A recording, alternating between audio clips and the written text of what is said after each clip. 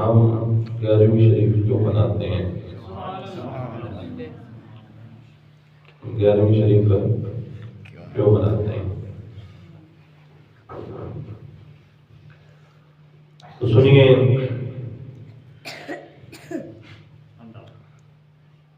اظہار ثواب کرنا یہ شریعت میں ایک اچھا عمل ہے،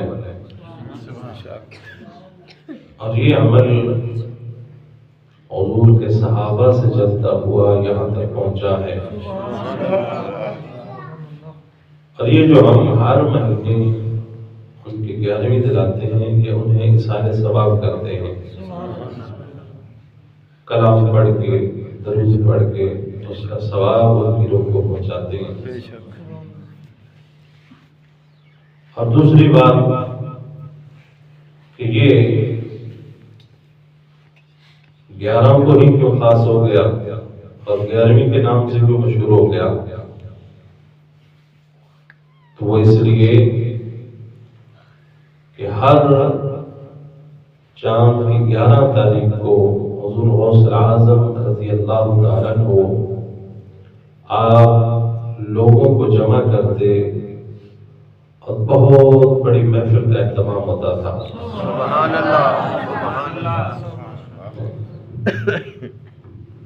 آواز پہنچے گی انشاءاللہ۔ ہر مہینے کی 11 تاریخ کو آپ لوگوں کو جمع کرتے اور بہت بڑی محفل ہوتی، سبحان اللہ، سبحان اللہ۔ اور اس کا مقصد کیا ہوتا؟ مقصد یہ تھا کہ لوگوں کو جمع کر کے انہیں اللہ اور اس کے رسول کا پیغام پہنچایا جائے۔ سبحان اللہ۔ یہ مقصد تھا 11ویں شریف کا۔ بے شک۔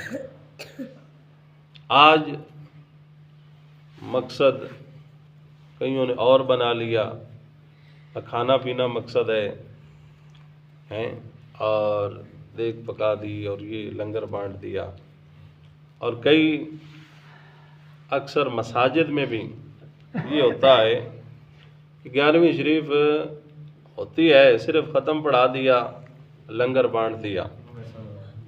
اصحال ثواب تو ہو گیا، لیکن غوث العظم رضی اللہ تعالیٰ عنہ کا جو عمل شریف تھا، اللہ، جس مقصد کے لیے آپ 11 کو لوگوں کو جمع کرتے تھے، وہ مقصد تو پورا نہیں ہوا۔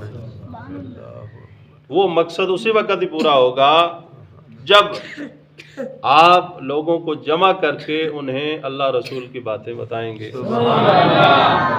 دین کا کوئی مسئلہ سکھائیں گے، کوئی حلال حرام کے بارے میں بتائیں گے، جائز ناجائز کے بارے میں بتائیں گے۔ اس سے پہلے آپ جانتے ہیں 5 جمعۃ المبارک ربیع الثانی میں غوث العظم پہ میں نے پڑھائے ہیں، آپ نے سنا ہے، لیکن آج جو بات لے کے چل رہا ہوں کہ غوث العظم 11 کو جمع کرتے تھے لوگوں کو، اس جمع کرنے کا مقصد لوگوں کو دین سکھانا تھا۔ سبحان اللہ۔ اور بحمد اللہ تعالی ہم نے بھی 11ویں شریف جب سے شروع کی ہے، مقصد تو یہی ہوتا ہے کہ لوگوں کو دین سنایا جائے، دین کی بات بتائی جائے، کوئی مسئلہ سکھا دیا جائے، کوئی حدیث سنا دی جائے، تاکہ غوث العظم کا جو طریقہ اور ان کی جو سنت ہے وہ بھی پوری ہو جائے، اور اصحال ثواب کا جو عمل ہے وہ بھی پورا ہو جائے۔ تو اب آپ بتائیں کہ اس میں کوئی ناجائز کام ہے 11ویں منانے میں؟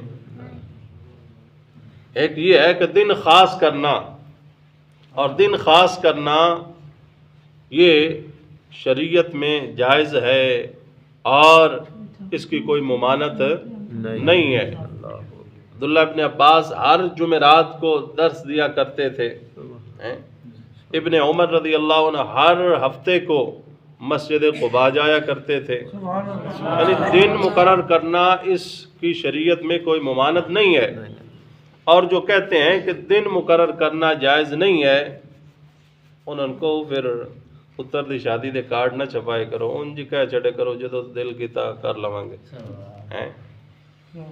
پھر کارڈ نہیں چھپانے چاہیے نا۔ ادھر اپنے لیے دن مقرر کر لیتے ہو، وہاں بدعت نظر نہیں آتی، اور اگر ہم 11ویں شریف کے لیے دن مقرر کر لیں تو کہتے ہیں بدعت ہو گئی. ایک یہ بات.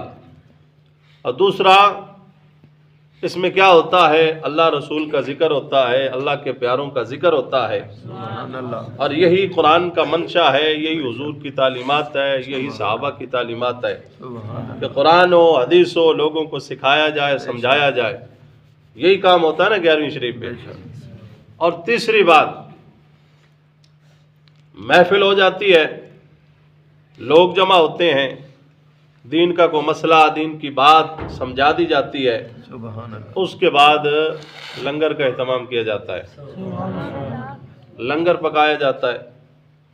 اور یہ بھی کوئی اسلام میں منع نہیں ہے، لنگر پکانا بھی اسلام میں کوئی منع. لوگوں کو کھانا کھلانا، لوگوں کو جو ہے وہ چائے پلانا، لوگوں کو محفل کے بعد جو ہے دعوت ان کی کرنا، یہ بھی اسلام میں جائز ہے، اس سے کوئی منع نہیں کیا گیا. اور ایک حدیث پاک، حضرت ابو ہریرہ حدیث پاک کے راوی ہیں، اور امام احمد نے اس حدیث پاک کو نقل کیا، ابن حبان نے اسے صحیح قرار دیا، اور امام حاکم نے بھی اسے صحیح قرار دیا. حدیث پاک سنیے. حضرت ابو ہریرہ فرماتے ہیں، قلت یا رسول اللہ، میں نے حضور سے عرض کی، یا رسول اللہ، انی اذا رأیتک طابت نفسی، جب میں آپ کو دیکھتا ہوں تو میرا دل جو ہے وہ باغ باغ ہو جاتا ہے. طابت نفسی، طاب الارض، اہل عرب کہتے ہیں طاب الارض، کھیتیاں لہلانے لگیں، ہری بھری ہو گئیں، اس کے لیے لفظ استعمال کرتے ہیں طاب الارض. حضرت ابو ہریرہ کیا فرماتے ہیں؟ طاب نفسی، یا رسول اللہ، جس طرح کھیت لہلہانے لگ جاتے ہیں، ہرے بھرے ہو جاتے ہیں، میں بھی آپ کو دیکھتا ہوں تو میرا دل جو ہے وہ ٹھر جاتا ہے، میرا دل ٹھنڈا ہو جاتا ہے. وَقَرَّتْ عَيْنِي، یا رسول اللہ، آپ کو دیکھتا ہوں تو میری آنکھیں ٹھنڈی ہو جاتی ہیں. بولیے نا سبحان اللہ. آپ کو دیکھتا ہوں آنکھیں ٹھنڈی ہو جاتی ہیں. اب یہ دو باتیں کرنے کے بعد حضرت ابو ہریرہ نے اپنا سوال کیا. پہلے حضور کے سامنے اپنے من کی بات حضور کو سنائی، یا رسول اللہ، آپ کو دیکھ کر دل خوش ہو جاتا ہے، خوشی کی انتہا کو پہنچ جاتا ہے، آپ کو دیکھ کر ہماری آنکھیں ٹھنڈی ہو جاتی ہیں. صحابی رسول یہ فرما رہے ہیں. اور پھر اس کے بعد کیا فرمایا کہ انبئنی عن کل شیء، یا رسول اللہ مجھے بتائیے ہر چیز کو کس سے پیدا کیا گیا ہے، ہر چیز کو، ہر جاندار کو کس سے پیدا کیا گیا ہے؟ قال کل شیء خلق من الماء، حضور نے فرمایا اے ابو ہریرہ، ہر چیز کو اللہ نے پانی سے پیدا فرمایا ہے. ہر چیز کی حقیقت پانی سے ہے. اور فقلت اخبرنی بشیء اذا عملته دخلت الجنہ، ابو ہریرہ نے عرض کیا رسول اللہ، جب آپ ہر چیز کے بارے میں جانتے ہیں تو بتا رہے ہیں نا، بے شک، جب آپ ہر چیز کے بارے میں جانتے ہیں اور ان کے پیدا ہونے کی خبر دے رہے ہیں، تو یا رسول اللہ مجھے پھر کوئی ایسا عمل بتا دیجئے جو میں کروں اور جنت میں داخل کر دیا جاؤں. جنت میں داخلے کا کوئی عمل بتا دیں. جب آپ ہر چیز جانتے ہیں تو یہ بھی تو جانتے ہوں گے نا، یہ کام کرو تو اللہ جنت دیتا ہے. تو مجھے کوئی ایسا کام بتا دیں، ایسا عمل بتا دیں کہ جس کے کرنے کی وجہ سے میں جنت میں چلا جاؤں. اب سنیے حضور نے کیا فرمایا. حضور نے فرمایا اطعم الطعام وافش السلام، اے ابو ہریرہ، لوگوں کو کھانا کھلانا، بھوکوں کے پیٹ کو بھر دینا ایسا عمل ہے کہ رب جنت عطا فرماتا ہے.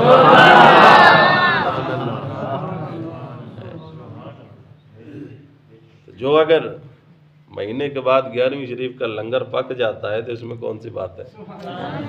حضور یہی فرماتے ہیں نا، بھوکوں کو کھانا کھلانا، لوگوں کا پیٹ بھرنا، انہیں کھانا کھلانا، یہ ایسا عمل ہے بے شک کہ جس پہ رب جنت عطا فرماتا ہے۔ سبحان اللہ اور دوسرا عمل ہے، سوال دیکھیے اور حضور کی عطا دیکھیے۔ سوال کیا کوئی عمل بتا دے جنت میں داخلے کا، حضور نے جواب میں ایک نہیں، حضور نے 4 عمل بتا دیے۔ سبحان اللہ اور پہلا کام لوگوں کو کھانا کھلانا، اللہ اکبر وافش السلام، سلام کو عام کرنا، سلام کو پھیلانا، اللہ اور تیسرا کام وصل الارحام، صلہ رحمی کرنا لوگوں کے ساتھ، سبحان اللہ لوگوں کے ساتھ صلہ رحمی کرنا، اور چوتھا کام وصلی باللیل والناس نیام، جب لوگ رات کو سو رہے ہوں اس وقت اٹھ کے نماز پڑھنا،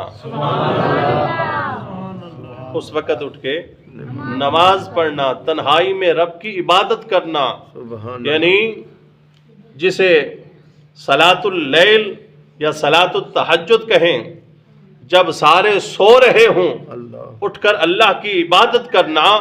فرمایا 4 عمل ایسے ہیں جو کرے گا تدخل الجنت بسلام، وہ سلامتی کے ساتھ جنت میں داخل کر دیا جائے گا، سبحان اللہ سلامتی کے ساتھ جنت میں داخل کر دیا جائے گا۔ بے شک میں نے جس مقصد کے لیے حدیث پاک پڑھی، اطعم الطعام، لوگوں کو کھانا کھلانا، اللہ یہ کوئی برا عمل نہیں نہیں ہے، اتنا اچھا عمل ہے کہ اس پہ اللہ کے محبوب نے جو ہے وہ جنت کا جو ہے وہ بشارت سنائی ہے، سبحان اللہ جنت کی بشارت سنائی گئی، ایسا پیارا عمل ہے۔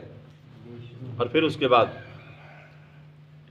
حضرت ابو موسیٰ اشعری رضی اللہ تعالیٰ عنہ آپ سے روایت ہے، فرماتے ہیں کہ آقا علیہ الصلوۃ والسلام نے ارشاد فرمایا، ان فی الجنت غرفا، صرف جنت نہیں، جنت میں پھر ٹھکانہ کیا ملتا ہے وہ بھی حضور نے بتایا ہے۔ سبحان اللہ فرمایا کہ ان فی الجنت غرفا اللہ یرا ظاہرها من باطنها و باطنها من ظاہرها، فرمایا کہ اللہ رب العزت نے جنت میں کچھ ایسے محلات بنائے ہیں سبحان اللہ جو اندر باہر سے، اندر کھڑے ہو کر دیکھو تو باہر سارا کچھ، باہر کھڑے ہو کے دیکھو تو اندر سارا کچھ نظر آتا ہے۔ ایسے کچھ محلات ہیں جنت میں۔ سبحان اللہ جب حضور نے یہ بات کہی، صحابہ توجہ سے متوجہ ہو گئے اور گردنیں اٹھا کر کہ حضور کیا بتاتے ہیں کہ یہ کن کے لیے محلات ہیں جنت کے، جن سے اندر سے دیکھو باہر نظر آتا ہے، باہر سے دیکھو اندر نظر آتا ہے۔ وہ کیسے محلات ہیں کہ ان کی جو ہے وہ اینٹیں بھی اس راہ میں رکاوٹ نہیں بنتی، وہ کہہ لو کہ شیشے کے محلات ہوں گے، اندر باہر سب کچھ جو ہے وہ دکھائی دیتا ہے۔ اور کیا فرمایا کہ جب صحابہ متوجہ ہوئے کہ یہ کس کے لیے ہیں تو حضور نے فرمایا اعدہ اللہ تعالی لمن اطعم الطعام، اللہ نے یہ محلات اس بندے کے لیے بنائے ہیں جو لوگوں کو کھانا کھلاتا ہے۔ سبحان اللہ سبحان اللہ وَأَفْشَ السَّلَامَ، اور جو سلام لوگوں میں پھیلاتا ہے، اللہ سلام پھیلاتا ہے۔ وَصَلَّى بِاللَّيْلِ وَالنَّاسُ نِيَامٌ، اور رات کو اٹھ کے جب سارے سو رہے ہوں اللہ کی عبادت کے لیے کھڑا ہو جاتا ہے۔ تو پچھلی حدیث میں فرمایا کہ رب انہیں جنت عطا فرمائے گا۔ اللہ اس حدیث پاک میں یہ بھی واضح فرما دیا جنت بھی دے گا اور جنت میں ایسے محلات عطا فرمائے گا۔ اللہ اکبر۔ تو آقا علیہ الصلوۃ والسلام، اللہ نے آپ کو کل کائنات کا علم عطا فرمایا ہے اور مختار کل بنا کر بھیجا ہے۔ آقا علیہ الصلوۃ والسلام سے جب بھی کسی پوچھنے والے نے جو پوچھا ہے، آقا علیہ الصلوۃ والسلام نے اسے اللہ کی عطا سے بتایا ہے۔ سبحان اللہ سبحان اللہ اب آئیے، کیونکہ یہ عمل 11ویں شریف کا اور پھر اس کے بعد لنگر پکانے کا، لوگوں کو کھلانے کا، صرف یہی نہیں، آپ جب بھی چاہیں لوگوں کو کھلائیں، اس پہ یہ اجر ہے۔ اور حضرت ابو سعید خدری سے ہی روایت ہے آپ فرماتے ہیں آقا علیہ الصلوۃ والسلام نے ارشاد فرمایا ایما مؤمن اطعم مؤمنا علی الجوع اطعمہ اللہ یوم القیامت من ثمار الجنت. فرمایا جو شخص کسی مومن کو، کسی مسلمان کو پیٹ بھر کے کھانا کھلائے گا، اللہ قیامت والے دن اسے جنت کے پھل عطا فرمائے گا. رب اسے جنت کے کھانے کھلائے گا، بے شک. جنت کے پھل کھلائے گا. وَأَيُّمَا مُؤْمِنٍ سَقَى مُؤْمِنًا عَلَى ظَمَإٍ سَقَاهُ اللَّهُ تَعَالَى يَوْمَ الْقِيَامَةِ مِنَ الرَّحِيقِ الْمَخْتُومِ. فرمایا جو کسی پیاسے کو پانی پلائے گا، اللہ قیامت والے دن اسے مہر بند شراب عطا فرمائے گا. مہر بند شراب ہیں من الرحیق المختوم. قرآن میں 3 طرح کی شرابوں کا ذکر ہوا جو اہل جنت کے لیے ہیں، جو اہل جنت کے لیے ہیں. ایک شراب طہور ہے، اللہ. یہ عام جنتیوں کے لیے ہوگی. اور اس کے بعد ایک شراب ہے جسے رحیق مختوم کہا گیا. 30ویں سپارے میں اللہ نے ارشاد فرمایا یسقون من رحیق مختوم. انہیں رحیق مختوم یعنی یہ جو شراب ہے، شراب طہور، یہ کنہیں ملے گی؟ یہ انہیں ملے گی جو اس دنیا میں جس شراب کو رب نے حرام کیا ہے، جس نے اس سے منہ پھیر لیا اور اپنے اوپر اسے حرام کر لیا اور اس کو ہاتھ تک نہیں لگایا، فرمایا اللہ اس کے بدلے جنت میں ان لوگوں کو شراب طہور پلائے گا. اور یہ شراب ہر جنت کے محل میں پہنچے گی. شراب طہور ہر جنت کے محل میں نہر جائے گی. اور اس کے بعد دوسرا جو درجہ ہے وہ ہے رحیق مختوم کا. یسقون من رحیق مختوم. یہ اللہ انہیں پلائے گا جنہوں نے دنیا میں اللہ اور اس کے رسول کے ساتھ وفا کی ہوگی. سبحان اللہ. رب رسول کے ساتھ جنہوں نے عشق کیا ہوگا، جنہوں نے شریعت پہ پہرا دیا ہوگا، فرمایا کہ رب انہیں یہ رحیق مختوم پلائے گا. اور اسے رحیق مختوم کیوں کہا گیا؟ باقی شراب طہور وہ نہروں کے ذریعے ہر محل میں پہنچے گی، اور رحیق مختوم جو ہے یہ بند بوتلوں میں ہوگی اور جو اللہ کے ایسے مقرب ہوں گے ان تک پہنچائی جائے گی. ہر کسی کے لیے نہیں ہوگی، اللہ اکبر.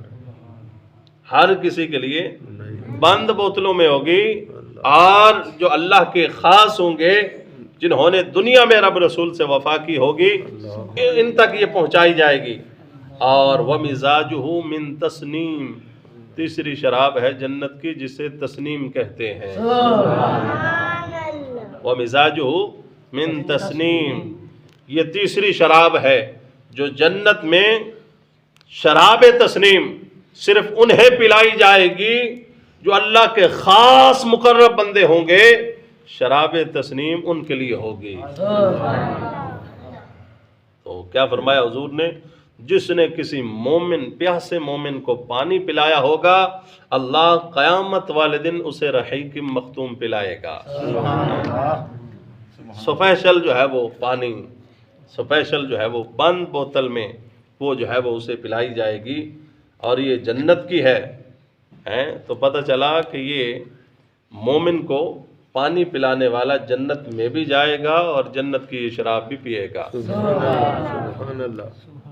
دنیا کی شراب تو رب نے حرام کر دی نا، اور حرام فرما کے تمہیں جو ہے وہ آزمائش تمہارے لیے بنا دیا. کون ہے جو اس سے منہ پھیرتا ہے؟ جو اس سے منہ پھیرے گا ہم جنت کی شراب عطا فرمائیں گے. وَأَيُّمَا مُؤْمِنٍ كَسَى مُؤْمِنًا عَلَىٰ عُزٍّ كَسَاهُ اللَّهُ يَوْمَ الْقِيَامَةِ مِنْ حُلَلِ الْجَنَّةِ. فرمایا جو شخص کسی مومن کو کپڑا پہنائے گا، اللہ قیامت والے دن اسے جنتی لباس پہنائے گا. اسے جنتی لباس پہنائے گا. یعنی بتانے کا مقصد یہ کہ یہ ایک ایسا عمل ہے भूखे शख्स को खाना खिलाना, मिस्कीन को खाना खिलाना ऐसा अमल है कि जिस पे रब के महबूब ने जन्नत का वादा फरमाया है। सुभान अल्लाह। और फिर आज देख लो कि आज तुम्हें हुकूमत के दस्तरखान जो लगे हैं वहाँ से लंगर अक्सर मिलता नहीं है, जो अगर मिले सुबह शाम मिलता है और वो भी थोड़े से वक़्त के लिए खुलते हैं दस्तरखान जो अगर बहरिया वालों ने भी लगाया है तो वो भी बंद हो जाते हैं और मखसूस वक़्त के लिए खुलते हैं। पर कुर्बान जाएं जो अल्लाह के वलियों की दरबारों पे दस्तरखान लगे हैं, जब जाओ वो दिन को जाओ या रात को जाओ, वो आप जो है वो दोपहर में जाओ या बारिश में जाओ, तूफान में जाओ या आंधी में जाओ, दाता साहब जब भी चले जाओ लंगर खुलाया जाता है। इन अल्लाह वालों ने अपनी ज़िंदगी से ये अमल जारी फरमा दिया कि लोगों को खाना खिलाना इतना अजीम अमल है कि उन्होंने अपनी ज़िंदगी में जारी किया। उनके जाने के बाद आज भी उनके दरबारों पे ये काम जारी है। तो ये कोई बुरा अमल है? बताइए, किसी को खाना खिलाना, किसी की भूख मिटा देना कोई बुरा अमल है? तो 11वीं शरीफ में यही काम होता है ना महफिल के बाद। पहला काम दिन मखसूस करना, वो भी शरीयत में मना नहीं है। दूसरा, इस 11वीं की महफिल में रब रसूल का ज़िक्र होता है और इसाले सवाब होता है, ये भी जायज़ काम है। और तीसरा, महफिल के बाद लंगर तकसीम कर दिया जाता है, लोगों को खाना खिला दिया जाता है। तो ये भी कोई हराम काम नहीं है, बल्कि ऐसा काम है कि जिस पे महबूब अलैहिस्सलाम ने जन्नत का वादा फरमाया है। सुभान अल्लाह, सुभान अल्लाह। और फिर हज़रत अनस बिन मालिक फरमाते हैं, आका अलैहिस्सलातु वस्सलाम ने दो ऐसे बंदों का जिक्र फरमाया, रजुलानी सलका मफाजतन आबिदुन वल आखरु बिही रहकुन। दो ऐसे शख्स हुजूर ने फरमाया जो सहरा में सफ़र कर रहे थे, उनमें से एक आबिद था, इबादत गुजार था, बड़ा नेक था, और दूसरा बड़ा गुनहगार था। अब ये हदीस पाक इसलिए सुना रहा हूँ कि आपको पता चले कि हम जो अल्लाह के वलियों के साथ ताल्लुक़ रखते हैं, उनके पास आना जाना रखते हैं और उनसे मोहब्बत रखते हैं और उन्हें कभी कुछ दे आया कुछ ले आया। अब लेकर आने वाली बात तो कम ही है, लेकिन दे आने की बात ज़्यादा होती है। कुछ दे आया कुछ ले आया, उनके साथ जो ताल्लुक़ और रबत रखते हैं उसका फ़ायदा क्या होता है, ये हदीस पाक सुनिए, आपको पता चलेगा। हुज़ूर ने क्या फरमाया, हदीस पाक को तबरानी ने मौजमुल औस में ज़िक्र फरमाया और यहाँ पे इमाम मुंज़री रहमतुल्लाह अलैह की किताब से मैं अत-तरग़ीब से पढ़ रहा हूँ। हुज़ूर ने फरमाया दो शख्स, उनमें से एक आबिद था, अल्लाह का वली था, दूसरा गुनहगार था, सहरा में सफ़र कर रहे हैं और सफ़र करते करते कड़कती धूप फ़ातिशल आबिदु, वो जो अल्लाह का वली था, इबादत गुजार था, उसे बड़ी शिद्दत की प्यास लगी। वो शिद्दत की प्यास कि पानी उसके पास ख़त्म हो चुका है और उसका जो दूसरा साथी है, गुनाहगार है, जो इस हदीस पाक में राहकुन के लफ्ज़ से याद किया गया कि बड़ा गुनाहगार था, बड़ा गुनाहगार था, उसके पास पानी था और इसके पास पानी ख़त्म हो गया। अब ये देखता तो है उसकी तरफ लेकिन मांगता नहीं है, देखता तो है लेकिन मांगता नहीं है कि मैं इससे कैसे मांगूं। गुनाहगार है, कदर करने वाला नहीं है, देगा या नहीं देगा हैं, और मांगू भी तो मुश्किल घड़ी है, अल्लाह जो मददगार है मैं इससे क्यों मांगू। मांगता नहीं है पर देखता है। हुजूर ने फरमाया कि इसी तरह सफ़र जारी है और उस अल्लाह के नेक बंदे को, उस वली को इतनी प्यास लगी कि प्यास की शिद्दत की वजह से वो गश खा के नीचे गिर गया, सवारी से नीचे गिर गया। अब وہ جو ساتھ اس کے سفر کر رہا تھا گناہگار شخص، اس نے دیکھا، اس نے کہا کہ پانی میرے پاس ہے، اگر میں نے اب اسے پانی نہ دیا تو میں اللہ کی بارگاہ میں کبھی خیر نہیں پا سکوں گا، گناہگار ہوں، چلو یہ نیکی تو کر جاؤں۔ اس نے اس کے منہ پہ پانی کے چھینٹے مارے، اسے جب ہوش آیا تو اللہ کے اس ولی کو اس نے پانی پلایا، انہوں نے پانی پی لیا، کھڑے ہو گئے، دعا دی، سفر پھر جاری ہو گیا۔ حضور فرماتے ہیں کہ اپنے اپنے مقام پہ وہ پہنچ گئے اور فرمایا کہ انہیں جو ہے وہ موت آ گئی، اللہ کو پیارے ہو گئے، جیسے جیسے ان کا وقت تھا دونوں اللہ کو پیارے ہو گئے۔ اب حضور نے کیا فرمایا؟ فرمایا کہ قیامت والے دن جب اللہ حساب و کتاب فرمائے گا، جنتی جنت میں جا رہے ہوں گے، دوزخ والے دوزخ میں جا رہے ہوں گے، تو یہ گنہگار شخص دوزخ والی لائن میں لگا ہوگا اور وہ اللہ کا ولی جنت میں جا رہا ہوگا۔ تو فرمایا کہ یہ گنہگار شخص جب اللہ کے اس عابد کو، اللہ کے اس نیک بندے کو، اس ولی کو دیکھے گا تو کہے گا یا فلانو اما تعرفنی، اے فلاں کیا تو مجھے جانتا ہے، مجھے پہچان میں کون ہوں؟ تو اللہ کا ولی کہے گا من انت، تو کون ہے، مجھے تو یاد نہیں آ رہا۔ وہ کہے گا انا فلان الذی اثرتک علی نفسی یوم المفازۃ، یاد کر میں وہ ہوں جب صحرا میں تو پانی پیاس کی شدت کی وجہ سے بے ہوش ہو کے گر گیا تھا، اس وقت میرے پاس بھی پانی کم تھا، لیکن میں نے تیری جان بچانے کے لیے تجھے پانی دیا، تیری پیاس کو بجھایا، تیرے ساتھ میں نے نیکی کی، یاد کر میں وہی بندہ ہوں۔ اور آج تو جنت میں اور میں دوزخ میں، یاد کر مجھے، میں وہی ہوں۔ جب وہ اللہ کا نیک بندہ اسے پہچانے گا اور کہے گا کہ ہاں مجھے یاد آ گیا کہ تو وہی ہے، اس وقت فرشتوں سے کہے گا اے فرشتوں ٹھہر جاؤ، اسے بھی روک دو اور اسے یہیں ٹھہرا دو۔ اور وہ اللہ کا نیک بندہ وہ کیا کرے گا؟ حتی یقف فیدعو ربہ عز وجل، دعا کے لیے ہاتھ اٹھائے گا، اللہ کی بارگاہ میں دعا کرے گا اور کیا کہے گا؟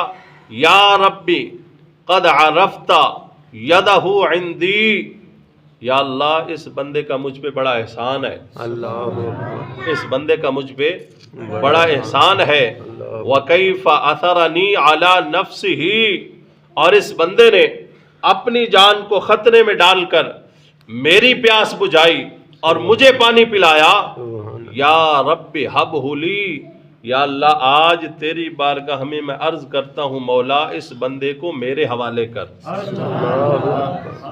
حدیث کے کیا لفظ ہیں؟ یا رب ہبہ لی، یا اللہ اسے مجھے دے دے، اسے میرے حوالے کر دے۔ بار بار وہ یہ دعا کرے گا یا اللہ اسے میرے حوالے کر دے، مجھے دے دے۔ فَيَقُولُ هُوَ لَكَ، پوچھا جائے گا تو اس کا کیا کرے گا، تو اسے کیا کرے گا، مانگ جو رہا ہے۔ عرض کرے گا مولا میں جنت میں جا رہا ہوں، میرے ساتھ اس نے بھلائی کی تھی، اسے بھی آج جنت میں لے جاؤں گا۔ اللہ فرمائے گا اے فرشتو اس بندے کو اسی کے لیے چھوڑ دو اور اسی کے ساتھ اسی لائن میں، جنت والی لائن میں لگا دو۔ فَيَأْخُذُهُ بِيَدِ أَخِيهِ فَيُدْخِلُهُ الْجَنَّةَ، میرے نبی نے فرمایا کہ وہ اللہ کا ولی اس گنہگار شخص کا یوں ہاتھ تھامے گا اور ہاتھ پکڑ کے اسے اپنے ساتھ جنت میں لے جائے گا۔ سبحان اللہ۔ اس لیے آج ہم کہتے ہیں جو اللہ کے ولی ہیں، اللہ کے مقرب اور نیک بندے ہیں، ان کے ساتھ ربط اور تعلق رکھنا چاہیے، ان کے ساتھ رابطہ رکھنا چاہیے تاکہ قیامت والے دن کہیں سامنے آ جائیں تو ہمیں پہچان تو سکیں۔ اگر انہوں نے پہچان لیا تو یقیناً ہماری سفارش کر کے ہمیں جنت میں لے جائیں گے۔ تو پہچان کب ہوتی ہے؟ جب آنا جانا ہو، جب دعا سلام ہو اور آنا جانا ہو، اس سے پہچان بنتی ہے. ابھی آپ نے پیچھے حدیثیں سنی ہیں، افشوا السلام، سلام کو پھیلاؤ ہیں، تو سلام سے ہی تو جو ہے وہ پہچان بنتی ہے. آنے جانے سے تعلق بڑھتا ہے. تو جب ہم اللہ کے ولیوں کے پاس، اللہ کے نیک بندوں کے پاس آتے جاتے رہیں گے، ان کے ساتھ رابطہ رکھیں گے، ان کے ساتھ تعلق قائم رکھیں گے، تو قیامت والے دن اگر مشکل بن بھی گئی تو ہمیں یہ جو ہے وہ اللہ کی بارگاہ میں دعا کر کے اپنے ساتھ جنت میں لے جائیں گے. اس لیے پھر ہم خوش قسمت ہیں کہ ہم نے اللہ کے کسی ولی کے ساتھ ربط اور تعلق رکھنا. مرید تو ہوتے ہیں لیکن یہ ربط اور تعلق کمزور ہو جاتا ہے، آنا جانا کم ہو جاتا ہے. ہم نے پھر جو پیروں کے پیر ہیں، غوث العظم دستگیر ہیں، ان کے ساتھ تعلق بنا لیا. انہیں ہر مہینے یاد کرتے ہیں، ان کا ذکر خیر کرتے ہیں، ان کے لیے اصحال ثواب کرتے ہیں، ان کے نام کی 11ویں پکاتے ہیں، ان کے نام پہ جو ہے وہ صدقہ و خیرات ان کے لیے کرتے ہیں اور انہیں یاد رکھتے ہیں. ہم یہ جو یاد رکھتے ہیں، قیامت والے دن انشاءاللہ ہمیں بھی وہ نہیں بھولیں گے. ہو سکتا ہے باقی پیر ہیں، کوئی 2 نمبر پیر ہو، اس نے ہمیں کیا وہاں چھڑانا ہے، وہ خود پھنسا ہوگا. ہو سکتا ہے کوئی ایسا پیر دور ہے، جا نہیں سکتے ہیں، لیکن یہ سارے پیروں کے پیر ہیں. بے شک یہ روشن ضمیر دستگیر ہیں اور یہ سارے پیروں کے پیر ہیں. تو ہم نے منڈ نجات پایا ہے. سارے پیروں کے پیر کو ہم نے ان کے ساتھ تعلق بنا لیا ہے. بے شک اور قیامت والے دن انبیاء بھی شفاعت کریں گے. ہم نے رسول اللہ کے ساتھ اپنا تعلق مضبوط رکھا ہوا ہے. ہم نے صحابہ اور اہل بیت کے ساتھ اگر اپنا تعلق مضبوط رکھا تو انشاءاللہ قیامت والے دن پھر ہمارے یہ کام آئیں گے اور ہم بھی دیکھ کے کہیں گے ہم وہ ہیں جو ہر مہینے تمہیں یاد کرتے تھے، ہم وہ ہیں جو تمہارے نام پہ لنگر بانٹتے تھے، ہم وہ ہیں جو تمہارے نام پہ صدقہ و خیرات کرتے تھے، اور ہم وہ ہیں جو تمہارے نام کی محافل سجا کے اور تمہاری دینی خدمات لوگوں کے سامنے بیان کرتے تھے اور تمہارا ذکر خیر کرتے تھے. آج ہم پہ مشکل بن گئی ہے، ہمیں بھی اپنے ساتھ لے جاؤ. سبحان اللہ. انشاءاللہ یہ تعلق پھر قیامت والے دن ہمارے کام آنے والا ہے. اس لیے ہم جو ہے وہ انہیں یاد رکھتے ہیں اور ان کا ذکر خیر کرتے رہتے ہیں.